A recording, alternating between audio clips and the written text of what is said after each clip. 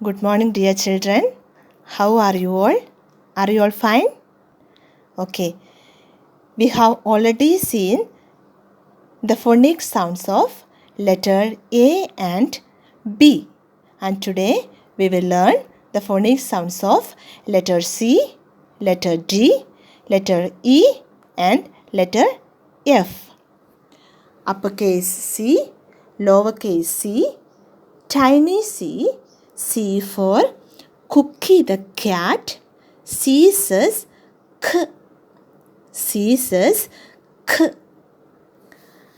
Uppercase D, lowercase d, tall D, D for Din the dog, D for Din the dog, D says D, D says D.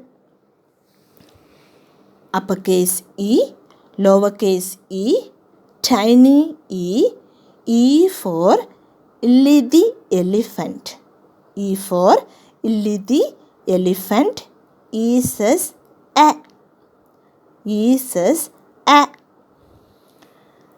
Uppercase F, lowercase f, tall F, F for Fifi the fish, F for Fifi the fish, F says